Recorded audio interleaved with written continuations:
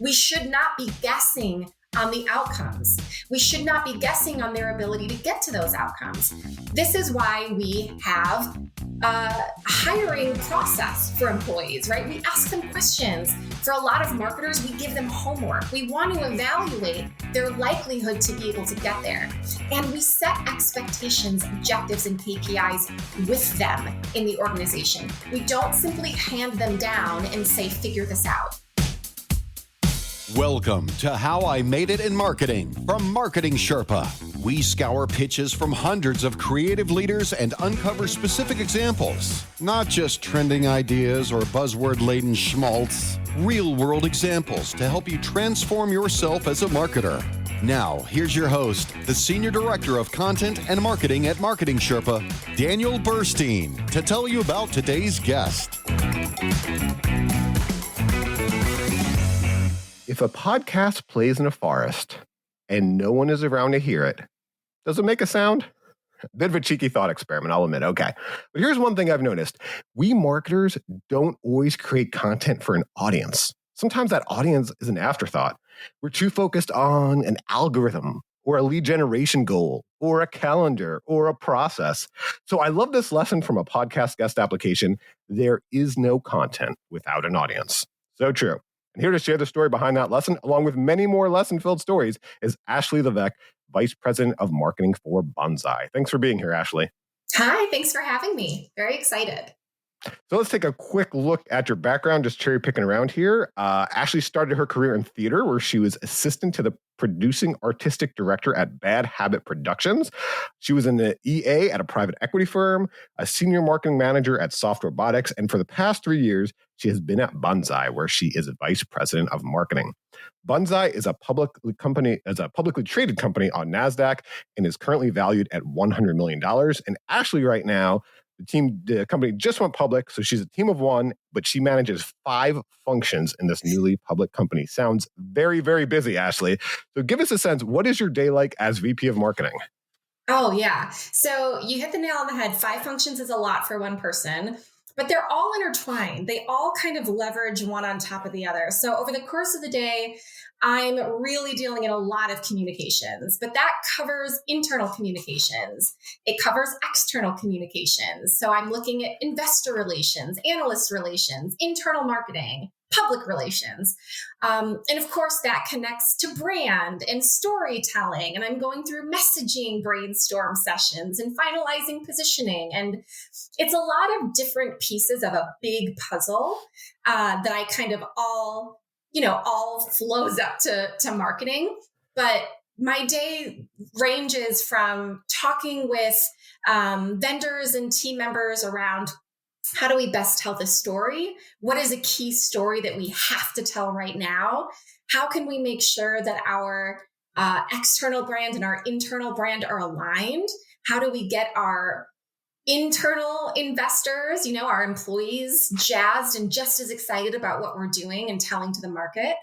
So yeah, it's a lot. It changes from day to day, but I wouldn't have it any other way. It's the best. So I got a little whiff of that when I was researching your company, and I saw your name on the press release to contact, and I was like, this is a marketing leader who rolls up her sleeves and gets involved. But let me ask you this, because this is a challenge I've faced recently. How do you brainstorm as a team of one, right? Because something I found, we used to be all in the same office pre-COVID. And boy, if I want to brainstorm, I walk into someone's office, we whip out a whiteboard, we get going. And now, yes, I can reach out remotely, but it's kind of not the same remotely. And one thing that's really helped me, and you might laugh, is AI. Like I use AI to brainstorm now, just like bounce ideas off of, what do you think of this? And what do you think of that? Just like almost another person. So is there something you use to like brainstorm, like being that team of one so you're not just in isolation? Totally. So I leverage communities a lot. I'm in maybe 1,000 marketing communities, and they all have kind of different individual niches. A lot of the same people are in a lot of the same communities, but they are so excited because they're very similar to me. They need other marketers to be able to bounce ideas off of, and they're either small marketing teams or, there's a special honor of being a marketer in a marketing technology company where we really want to kind of model and represent what it means to be a marketer when we ourselves are our own ICP, right? So being able to talk with other marketers, especially in the MarTech space, is also really helpful for me because they are my end users. So I'm like, does this resonate with you? Would you buy this? Does this look good? That's really helpful. I am lucky that in Banzai, in the organization, we have a number of other marketers. They just sit in other departments. So I have one demand gen marketer and I have one customer marketer. I also have an incredible sales team, customer success team, customer experience team, all customer facing, all talking to our end users all the time. And getting them in a room is another, another great opportunity. Sometimes I bribe them with coffee. I'm taking them away from their day job, but it is incredibly valuable for me. That's great. And if anybody is looking for a community to join, may I recommend the AI Guild from Mech Labs, Marketing Sherpa's parent organization. But also we are in a similar position where I'm marketing, creating content to marketers and entrepreneurs. And one thing I found that's really helpful, kind of like you mentioned, is just try to get as much feedback from them. So one small thing, we send our email from reply emails. It makes my mind explode when a company will send from a no reply email when they're saying like, hey, we want to get this message in front of you. We can care less what you say. Just sending from a reply email. I've gotten so much help from our audience to make what we do better. I appreciate it so much. So let's jump in and take a look at some lessons we can learn from the things you made in your career. That's something we get to do as marketers, right? I've never been anything else, a podiatrist or an actuary, but I don't feel like everyone gets to make things there. We make brands and campaigns and logos and offers. It's so much fun. So your first lesson here, data is more compelling than anecdote. How'd you learn this lesson? I was working at a robotics company, which is traditionally a very risk-averse industry. Dare I say stuffy, perhaps. Heavy manufacturing, right? It is a very old industry. And we were a company, Soft Robotics is a company that's really pushing the envelope on that. They're sort of inventing new ways of using robotic technology in the field. And I wanted our brand and marketing efforts to reflect that. But I was told over and over and over again, don't be too cheeky, don't be too funny, follow the norms. Our end users want it a certain way. And I was told this over and over and over again. And as a marketer, I know I have to test this. And so I did. I created a top of funnel campaign using videos of my team inside the company doing cool stuff with robots. And they were funny, they were short, and they went out in an opt-in newsletter. People asked to receive these videos. It wasn't part of a big old, monthly share to everybody in our database. And I branded it. It had a very specific name called the Gripper Guys. These were the guys in my company who were doing these awesome videos on robot grippers. That's what Soft Robotics sells. And we had an incredible open rate, 50% open rate on this email, tons of great response. And people who would come into the office more than once, I would see them say, oh my gosh, I recognize that guy. He's a gripper guy. As our company became like famous almost. These awesome engineers were on video and being recognized in the office as having this, momentous video career.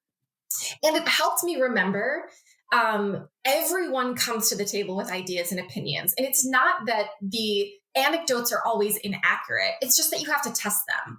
You have to leverage the data that proves that something does or doesn't work rather than continuing to go off of ideas. Because the reality is that market changes so fast. Our buyers change so fast.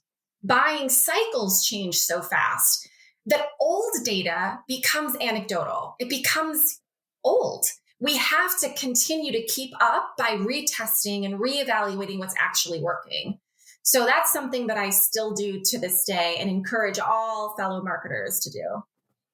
But to do that, we need that idea to begin with. And so my hat's off to you. That is a wildly creative idea for what could be a boring B2B company. So let me ask you, what triggered that idea? How did you come up with that idea? Because here's something I'm hearing constantly, especially from B2B marketers, they got to hit a certain lead number that quarter. They just throw their hands up, or I'm going to buy a list. I'm going to be cold outreach, get my BDRs going on LinkedIn, reaching out to whoever's in our, ideal customer profile. And, what else can I do?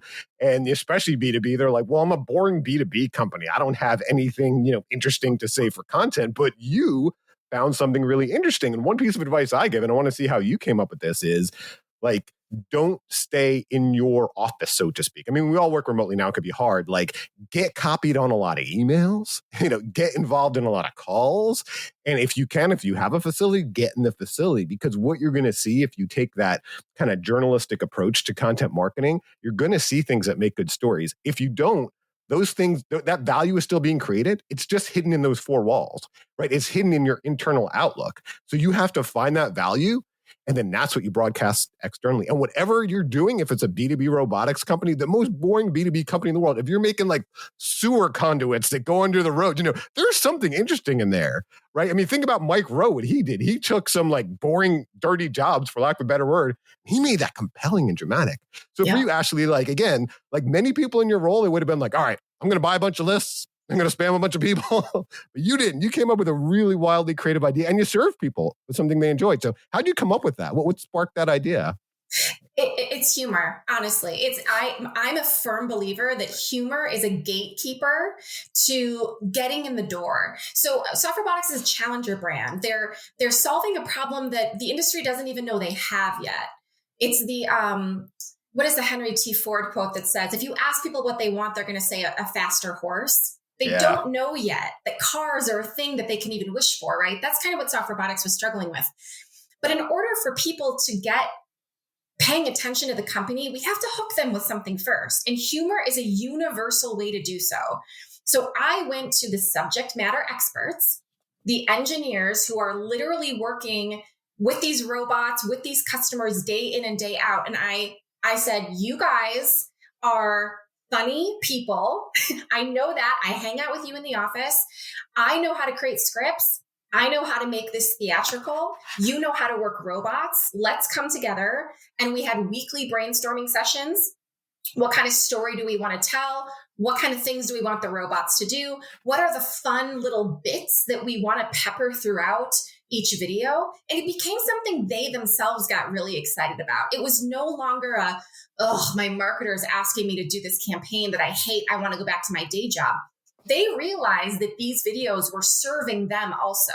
It was helping us get more business. It was helping us get the industry excited and paying attention to what we were doing, which benefited all of us. So if you're listening right now, if you're in the most boring B2B industrial company, I don't know, logistics, I'm just picking on one industry. If Ashley can do that, you can do that too. And not to put words in your mouth, but it sounds like you were looking at the people on the other side, not just as leads, right? You're looking at them as people and what they wanted. And that's why I love this next lesson. There is no content without an audience. And I love audience too. They're not potential customers. They're not prospects. They're not leads. It's an audience. So tell us how you learned this lesson. So I grew up in theater. I'm a trained professional actress, oddly enough. I have a master's in musical theater. So my whole life I've spent years standing on stage telling stories. That's all that it is to be an actor. You stand on a stage and you tell a story, and you tell the story to an audience that is a part of the experience with you, right? So marketing was a really easy transition for me because it's the exact same thing. Some people get confused. I think theater and marketing is the exact same thing. You're telling stories to an audience who is a part of your experience. Because if you're telling a story that does not land with your audience, your story is irrelevant. You might as well be talking to yourself behind the walls of your bathroom, right? When we're on stage and we're acting, we're pausing for laughs. We're looking to see if people in the audience are crying. Are they affected? Are they getting the story that we're telling them? It's the same thing in marketing. If our story isn't landing, what is the point of us doing the story? The point of our jobs is to make sales easier. So if the people that are buying the thing don't think the story is making sense to them, then we've failed at doing our jobs. So often I see marketers focusing on the me. My business does this. Here's why my business is cool. Here's why you should read this content piece that I created, instead of the value it's going to bring to the audience. So, and we as marketers know this, right? But it's an interesting analogy to bring to theater, which is The difference between doing a scene in front of people and doing a rehearsal by yourself. You could be doing the exact same words by yourself in a room, reading your lines, practicing to go on stage. But as soon as you step on stage and there are people witnessing those lines, it's a very different experience. Same thing with marketing. Practice your messaging. You're writing your content in your little office behind your computer. You've got your perfect ebook. Then you put it out into the world, and either it lands or it doesn't. And as marketers, it's our job to know if it's landing or if it isn't. Yeah, I love that example. I always like to say, choose stand-up comedy. That's a great one right there, where it's a live audience. You've got the conversion, you're going for the laugh, either get it or you don't. But actually, the challenge is, like you said, we're behind these computers. We're not often in front of a live audience. We're not doing in-person sales and stuff. So can you think of an example of how you got feedback from an audience and then what how you shaped or changed something based on that feedback? And I'll give you a quick example for me. When I first came to marketing experiments, the content was very focused on A/B testing, landing page optimization, conversion rate optimization, right? But I tried some larger marketing articles, maybe more general marketing topics. I got good feedback. And then I went this far. I did something I called the last blog post. It was based on the last lecture. And it was just looking back at a career. What lessons did you learn? I made it a group blogging effort, reached out to all these other bloggers like Guy Kawasaki. We published all at the same time. But I never would have gone that far if I hadn't first taken some steps and tried more general marketing content and then seen how they reacted. And frankly, the last blog post idea, really how I made it marketing kind of came out of that. Because I learned there's two things. We learned from the things we made and from the people we made them with. And we often in our careers are so busy with our campaigns and heads down and trying to hit our quarterly numbers, we don't stop and look back at our careers and thank those people and see what we learned and share with others. So for you, how did you get out from that? Let's do one other thing real quick. I started watching The Founder. I don't know have you seen The Founder with about Ray Kroc? Yeah, it's about McDonald's and Ray Kroc and how that started. And I've only started watching it, but he was a traveling salesman, Ray Kroc, and he was going to all these different restaurants in person and trying to sell these milkshakes. And that's how he discovered McDonald's. And I was thinking, I thought wow, he's got so many less conversion opportunities than we do, because he would have to drive across the country to one restaurant, try to sell. He couldn't then drive to another one, But, the other thing I thought was what feedback he was getting. He discovered and found McDonald's because he was seeing these people face to face. He was seeing their locations. And like you said, often now there's a screen, but between us. So how have you in the past learned from an audience, and how did you pivot based on that? I do this on every single webinar that I run. Any two-way communication channel is really powerful for this, but particularly webinars. And there are a couple examples I can give. One, I run a monthly or quarterly Ask Me Anything about webinars called Beers and Webinar Fears, because everyone's really scared of webinars. So when they drink beer, it usually makes it a little easier. And on this AMA, on the registration form itself, I ask them to submit a question. What question do you yourself have about this topic that we're talking about that you want answered? So right away, before I even get into my webinar, I have a list of hundreds of questions that my end audience, my target audience, has about the topic I'm talking about. Perfect. That's gold, right? So I'm going into the session. Now I'm going into the session with content designed specifically to talk to those pain points. I'm not guessing what my audience wants me to talk about. And I'm not also making up topics that I think my audience should know about. I am simply addressing the questions that they asked, the real questions that they asked. One, they are way more likely to attend because I'm going to answer their question live. So the audience rate increases dramatically. Two, during the session itself, I continue to ask questions, polls. I provide handouts. I provide chat questions for them to answer. And I change the content of my session based on what they tell me. So I'll give you another example.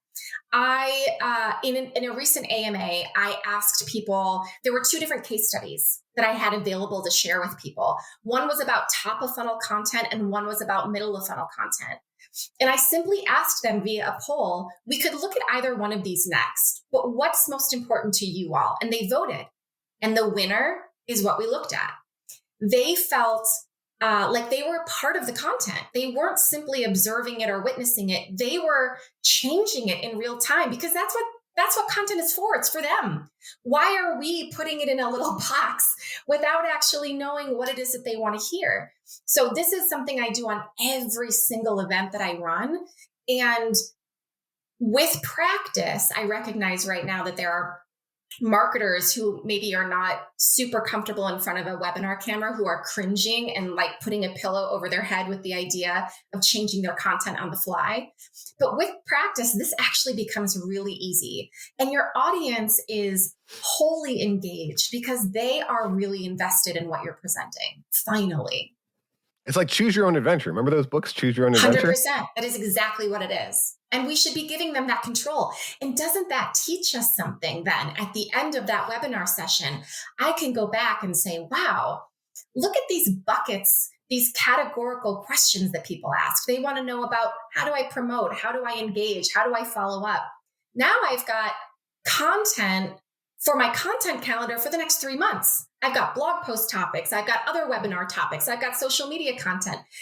Just from this one session of spending 1 hour with the people that are most important to me.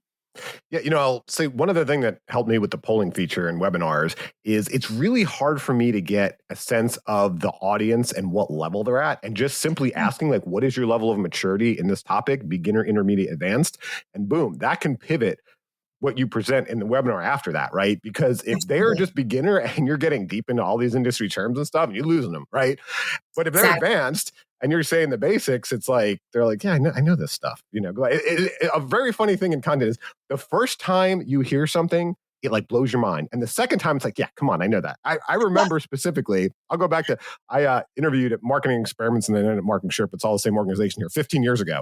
And I remember 15 years ago, I was early in Twitter use and I went on one of their web clinics to like figure this company out that I was going to work at. And they were talking about hashtags, right? 15 years ago, in fairness, I never heard about this. And I was like, that is brilliant. That is so good. These people know Twitter. I got to get these people.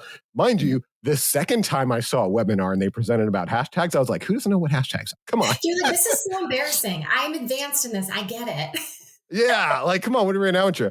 Let me say one other thing that I thought of when you were mentioning that, because we've also found the chat in a webinar can be really helpful. And if you can get your audience, not just chatting with you, but chatting with each other, getting a lot of chat conversation going, then one thing we've did, and I think I published a blog post on this, is you take the chat, because there could be a lot of chat, and then you go to AI and you say into the AI, hey, here are some questions I have based on this chat, right? Like, what are people's top challenges? Did they enjoy this? What were their pain points? All these things. So you can take that. I mean, if you have time, it's great, go through it. But an hour of a lively chat is a lot. There's a lot there. Yeah. And AI can really help you sum it up and kind of pull out some key points there. Great idea. All right, here's another lesson. And this is a very timely lesson, I feel like, in the kind of economic environment we're in. You say overhiring is a real thing. And now I've worked in high growth startups, and sometimes one of the biggest marketing challenges where HR would pull me in, I'm a marketer, I'm not in HR, is recruiting. Because boy, when you're growing, like, you need throughput. Sometimes your most important marketing is just getting those employees in.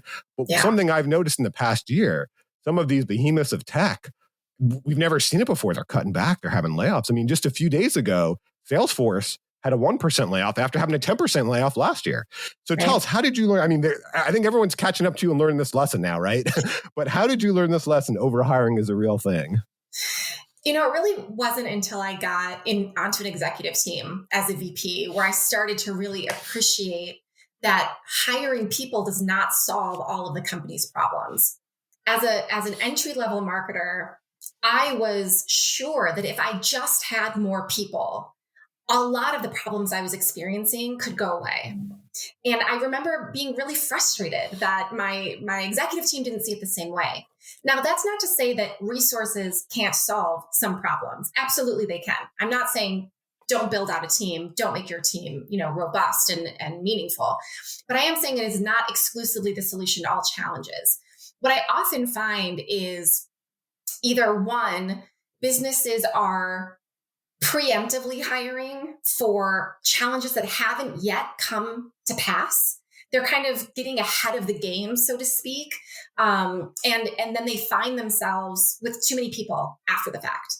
Or two, businesses are not doing a great enough job understanding the actual roles and responsibilities of people inside their organization. and they are throwing people at problems only to find that this person, once they come in, is struggling to meet expectations, is struggling to understand their true responsibility at the company. And it's because they were hired to solve one thing that might not be large enough to warrant an entire human. Maybe it needed to be outsourced, or maybe can be handled by someone part-time. Maybe someone else in the organization can simply pick up that slack and manage it very easily within the bandwidth of their scope that they're already doing. But all of those things need to sort of be evaluated together. There are a lot of different pathways to solving resources problems that extend beyond just hiring full-time employees kind of at the bat. And I'm not sure that a lot of businesses in the growth stage who are moving quickly are evaluating those other options. I'm not sure they're taking the time to do that. And they will often find themselves in situations like we're seeing now, with tons of layoffs and slashes in budgets, specifically marketing budgets. We saw marketing budgets slashed significantly in 2023. But the goals don't change, right? The objectives don't change. Marketers still have to hit the same number. They're just now doing it with less money and fewer people. So kind of backing themselves up to kind of look at some of that. How do we solve this problem without jumping to full-time employees might help to mitigate some of that down the road. Yeah, and I think part of the challenge is an FTE is almost some sort of badge of honor, some sort of metric that some CMOs judge themselves by, right? I have 25 FTEs, 100 FTEs or whatever, right? Okay, so we're talking theoretical, Ashley. But I want to get inside your brain here as much as you'll let us. I know you got to keep some stuff private. What are you considering right now today while we're sitting here in terms of this, when to make your first hire, right? So as we talked about, you're a team of one, right? So your next hire will be your first hire on this team. You guys went public recently. I would hope that means some capital infusion, some more opportunity for growth. The street's going to demand that you grow. And hopefully you're getting some resources to do that with that new capital flowing in. So right now you're sitting there. What's going through your mind right now as you're thinking, okay, when do I make that first hire, that second hire? How do I grow this out beyond me? Because I just probably got to go beyond you if it's really going to grow, right? Absolutely. There are actually two main hires that I'm thinking about. I've been spending a lot of time going back and forth on. One is a content hire. Now that we're public, the number of content pieces that we put out into the world, from press releases to investor webinars to good old blog posts on our website, significantly has quadrupled. And just needing to keep up with all that content is one item. Product marketing is another big one. So Banzai has a really significant acquisition strategy. And part of that means bringing in a ton of new products over the next year, having someone who can kind of seamlessly go through messaging and positioning and sales enablement across multiple different products at a corporate level could be really, really beneficial to help those go-to-market teams on those business units get up and running even faster, which of course we want them to do. So what I'm left with in kind of toying with this is making business cases for either one or both of these options. And what that means for me is putting pen to paper and looking at not only what are roles and responsibilities of these two potential FTEs, but what are the expected outcomes and how does that impact the business? Does every single marketing hire have to have a direct line to revenue? I would argue no. Is my content marketer going to be judged on the number of ebook downloads that turn into customers? Absolutely not. However, I do need to identify what are the outcomes that I think are going to most impact the business, and then draft that into a job description and go find the right person to do that. It is not going to be output based. It can't be. That doesn't help us impact the business. It can't be generating X number of press releases, generating X number of ebooks, X number of blog posts. That helps us with a penetration number, perhaps. But like we were talking about earlier, content is useless without the audience. So how do we holistically look at the value of that content? Those are the things that I have to create, present to my CFO, and get full executive buy-in on, yeah, we agree that these are going to be what helps us move the needle. And every other single executive on my team is doing the same thing. Any hire anybody wants to bring into the organization needs to have a business case. And that should be true for everything, right? I mean, we need to really get clear on why are we hiring? What are the expectations of the hire? And how do we hold them accountable to that? How do we know if they're meeting those expectations or not? We can't have, again, overhiring. This goes back to our other point. We can't have suddenly ourselves flooded with FTEs and no understanding of, is this working or is it not working? We have to do that up front. So that's literally what I'm working on right now. Thanks for letting us into your head there about it. And if anyone is listening, and I'll make this statement and maybe ask you what, and thinking of looking for a content marketing role or a product manager, product marketing role, and they're listening and they're saying, well, she seems so cool. I'd love to work with her. Find her on LinkedIn. She might be putting up job postings soon. Find me, please. Yes. And people are the lifeblood of marketing, those people we hire. And so in the first half of this episode, we talked about lessons from the things you made. But in the second half, we're going to talk about lessons from people, the people you collaborated with. But before we get there, I should mention that the How I Made It in Marketing podcast is underwritten by MECLabs Institute, the parent organization of Marketing Sherpa. MECLabs AI can write your headlines, value prop, competitive analysis, and more based on a methodology built on the results from 10,000 marketing experiments. It's totally free. You don't even have to register for now. So just go to meclabsai.com and start using it. That's MECLABSAI.com to get artificial intelligence working for you, especially if you're really busy right now and you can't hire anyone. MECLabs AI can help you out. All right, so let's take a look at some lessons from people you collaborated with. Your first lesson, you said, say yes before you're ready. And you learned this from Carl Voss, who was the CEO of the software robotics company we were talking about. Yeah, exactly. So I was employee number 10 at this company, and I was hired to be Carl's executive assistant.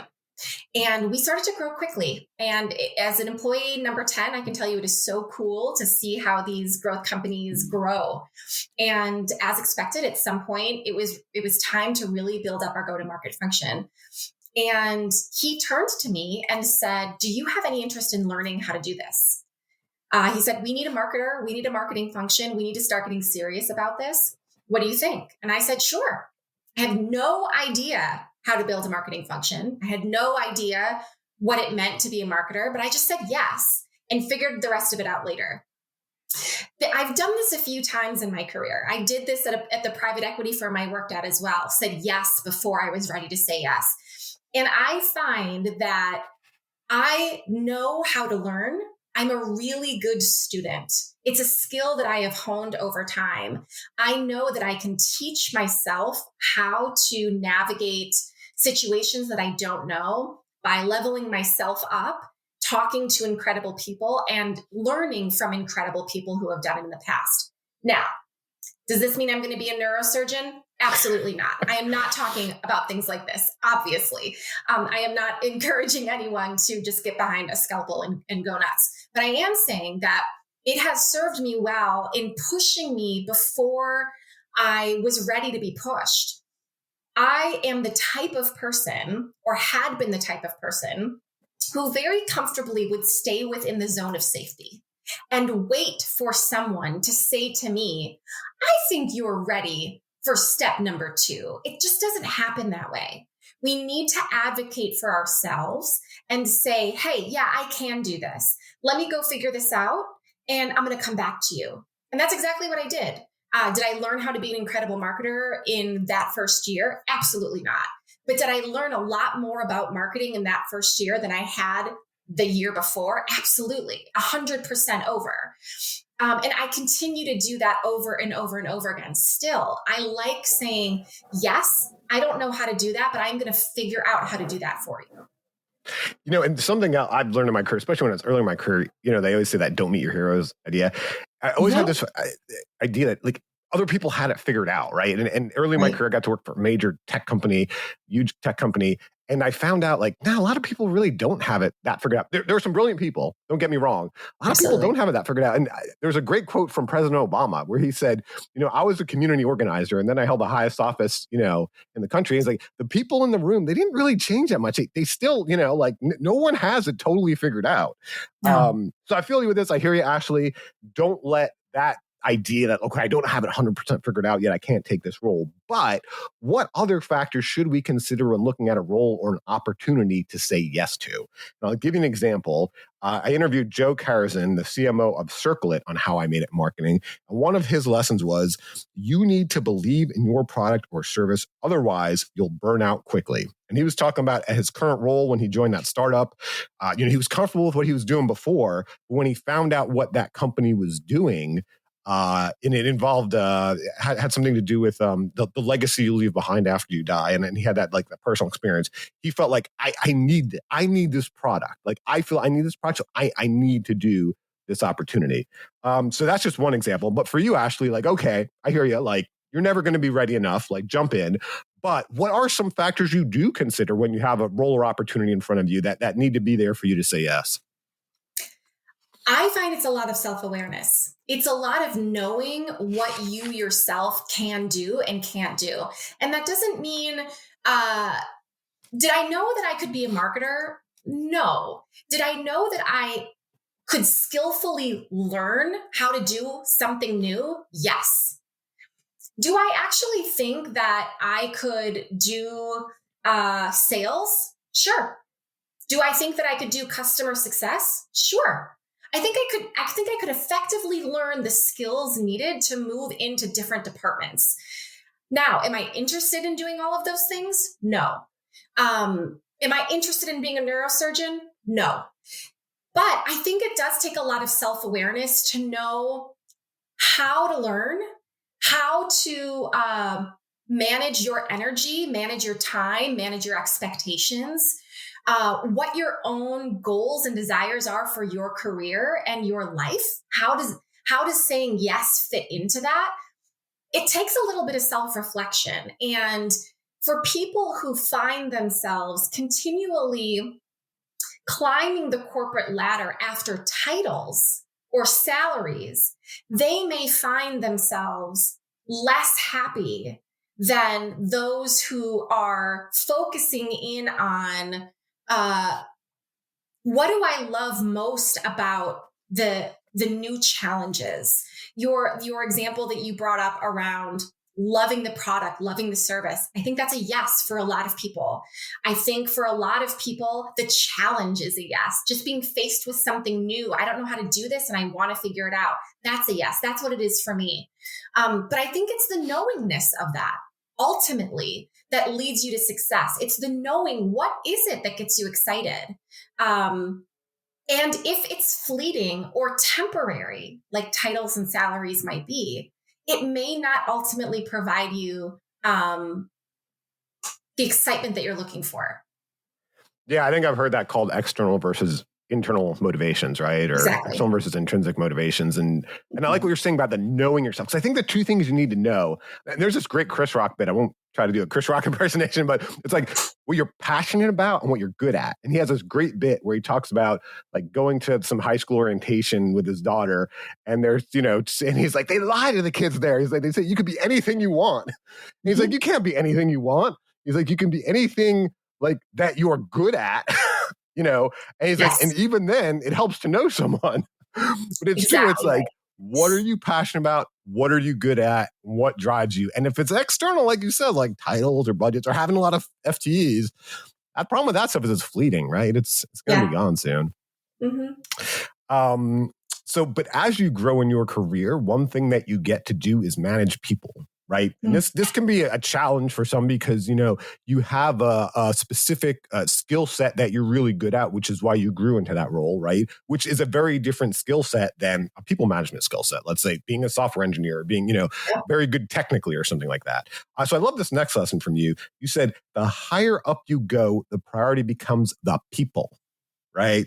I remember really early in my career, I was interviewing at an ad agency, and a guy just became a creative director. He was interviewing me, and I said, "Well, what's it like being a creative director?" It seemed like a dream back then. And he's like, "Boy, it's really hard because I don't get to make things anymore. I just manage people." So I love what you said. The higher you go up, your priority becomes the people. You said you learned this from Lisa Donnelly, your VP of marketing at the time. How'd you learn this from Lisa? I was feeling frustrated in my role. I was a senior marketing manager. I was very hands-on. I was executing all of the campaigns. I was looking at all of the numbers. And for some reason, I still was feeling disconnected to the larger corporate objectives. I wasn't sure if I was meeting expectations. I wasn't sure if I was providing value. And so I went to Lisa and I said, what are your priorities? Like, what are your objectives? What are you focused on this quarter or this year? And she looked me dead in the eye and she said, it's you. You're my priority. And I was like, oh my gosh. I didn't appreciate that her responsibility was to keep this team executing the way that they were. Now, she helped me, of course, feel more connected to the corporate objectives and what I was working on, and helped me better see the impact there. That's her job. And she wanted me to know that she cared about that. She cared that I was feeling discontented and unclear. She wanted to help me bridge those gaps because retaining me was really important to her. It was helping her with her objectives and making sure that the business was able to continue operating the way that it needed to operate to hit the business goals.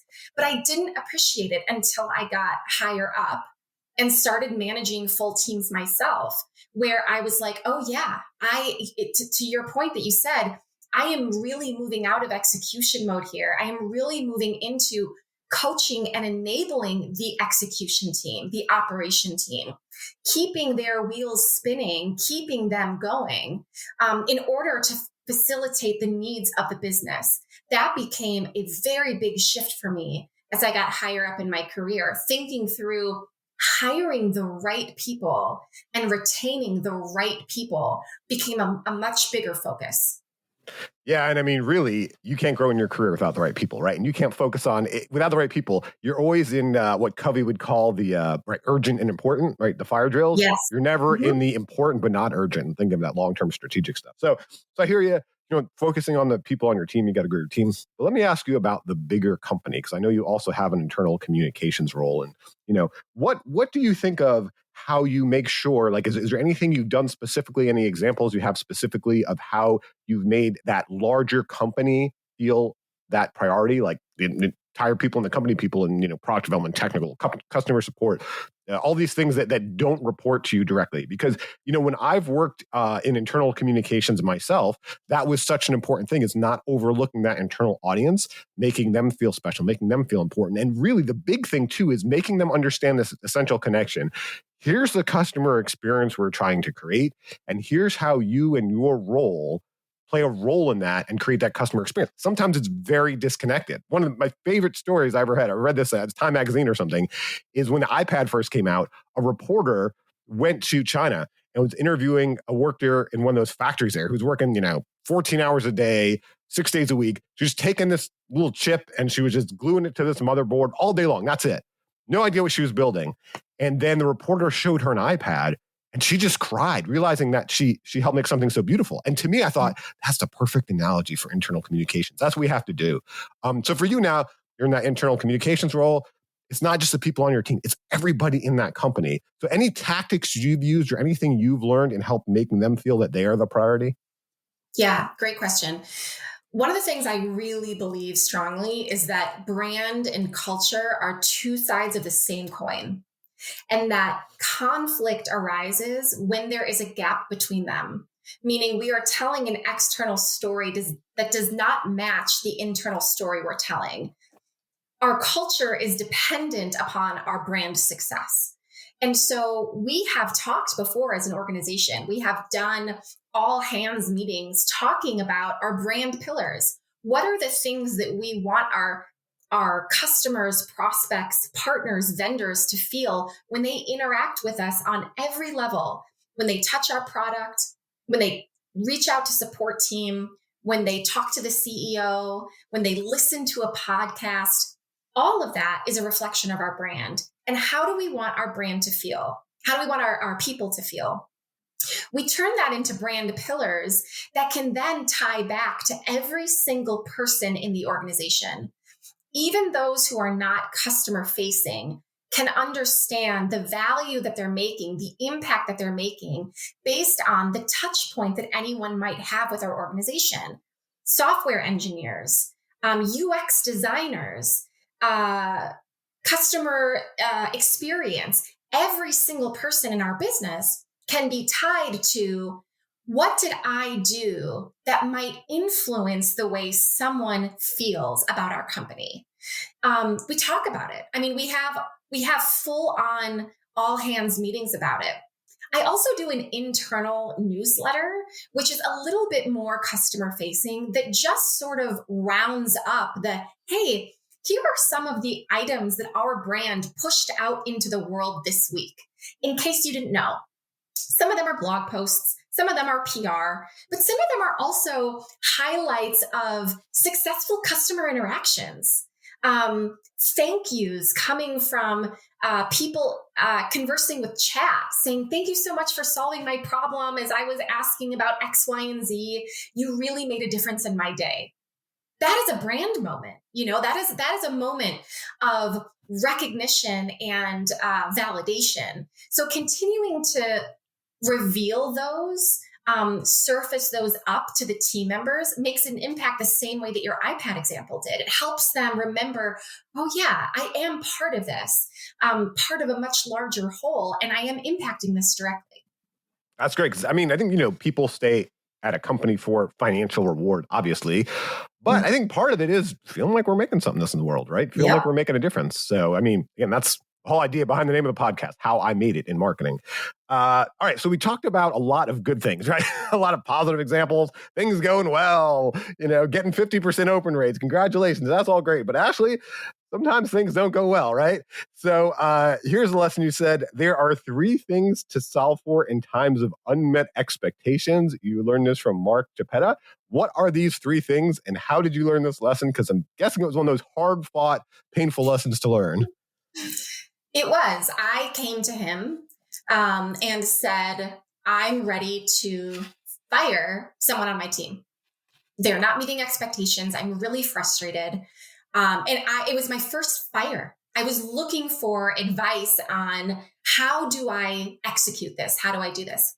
And instead of providing that advice, Mark said something even better, which was, there are 3 things to consider here in unmet expectations. Yes, it could be the person. It could be that the person is the wrong fit for the job.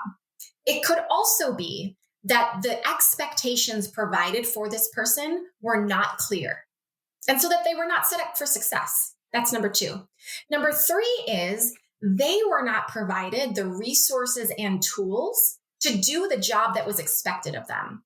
Did we set them up successfully with onboarding? Did we help give them all of the tools they need to do their job? This was a marketer. So, did I give her access to everything she needed to have access to in order to successfully execute?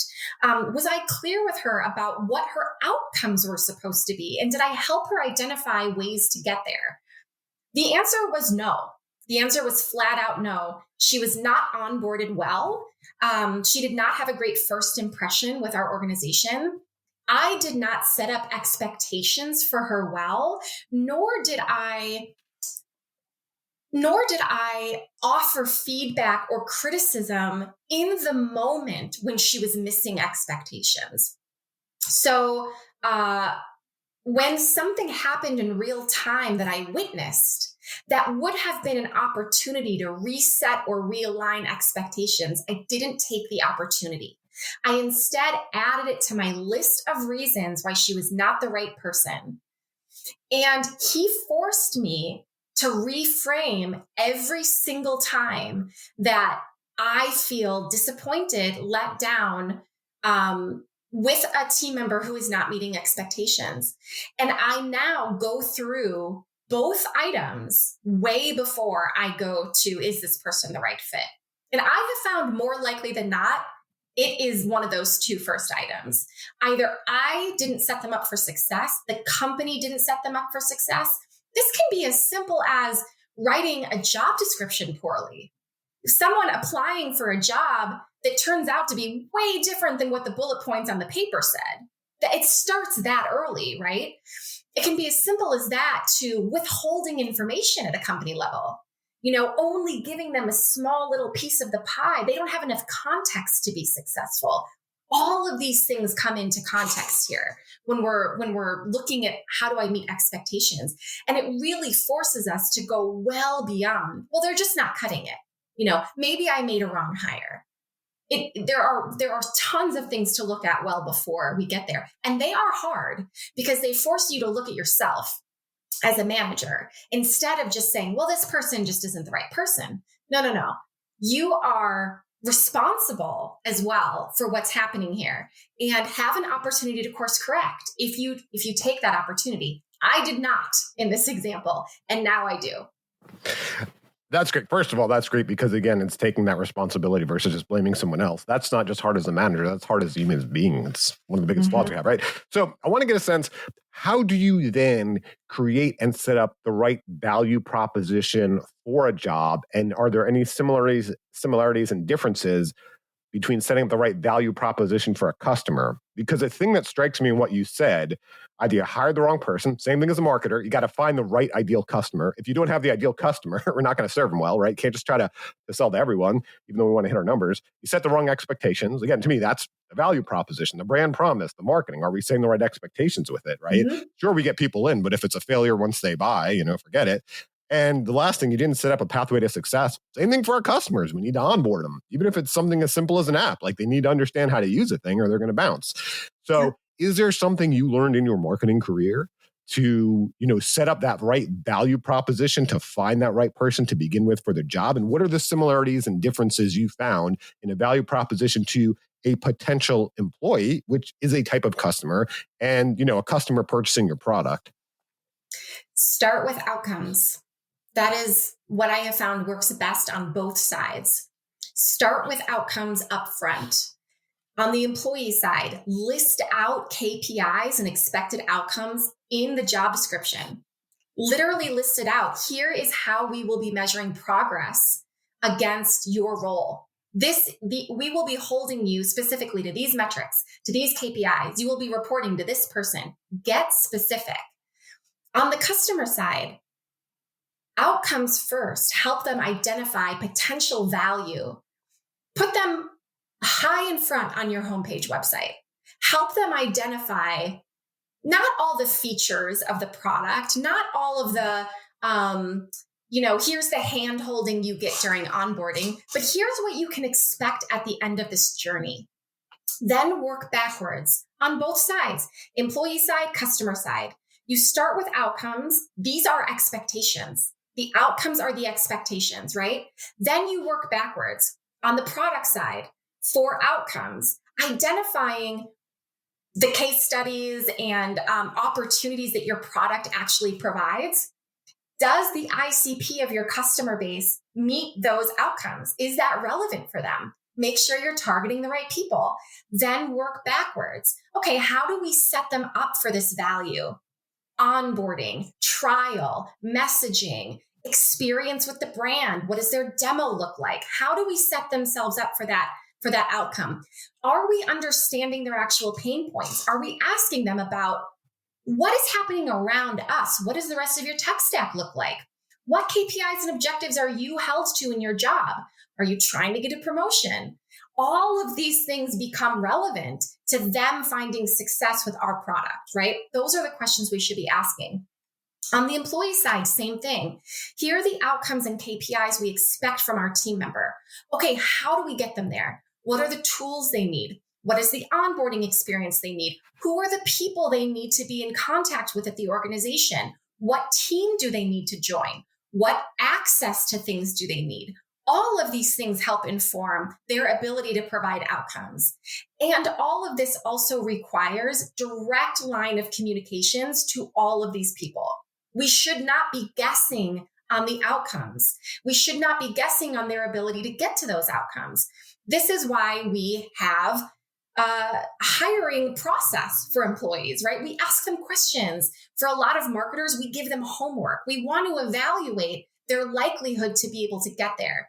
And we set expectations, objectives, and KPIs with them in the organization. We don't simply hand them down and say, figure this out. That's another key part of building them towards success on those outcomes. That's about giving them the tools and resources that they need.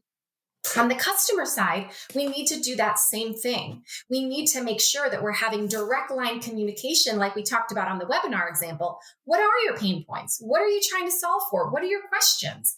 That's how we can evaluate, okay, well, that's going to help you get to this outcome, rather than saying, well, I know what you need. Because now we're talking to the wrong people, the wrong target audience. We don't know what they need, and our messaging becomes wish-washy. So direct lines of communication constantly. It's repetitive, repeating the same information over and over, realigning expectations, realigning pain points. But starting with those outcomes is always the way to go. Yeah, and I know what you need is usually turns into, here's what our company needs to meet our goals, right?